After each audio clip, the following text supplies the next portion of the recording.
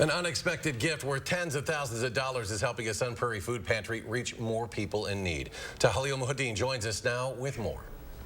Just today, the Sun Prairie Emergency Food Bank kicked off its Summer Kids Meal Program. And leaders say with many COVID support programs coming to an end, they noticed a gap in service. And it's a gap they've been able to fill thanks to the generosity of one man. President Mark Thompson of the Sun Prairie Emergency Food Pantry is putting their new van to good use.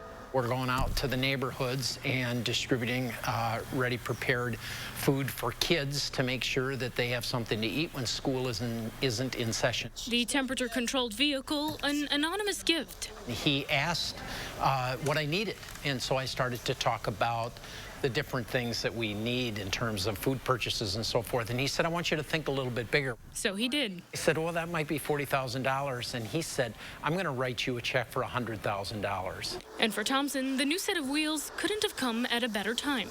We're seeing a lot of new households, people that would say, I never thought I would have to use a food pantry.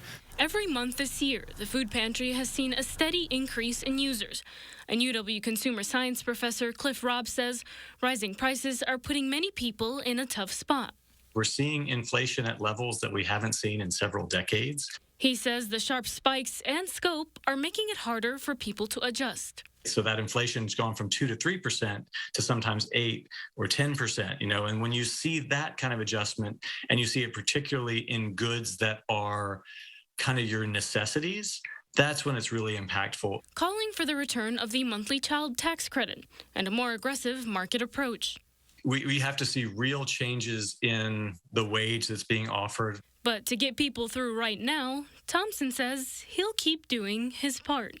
It's not necessarily the fact that we don't have enough food. The issue for many people is they don't have access to the food.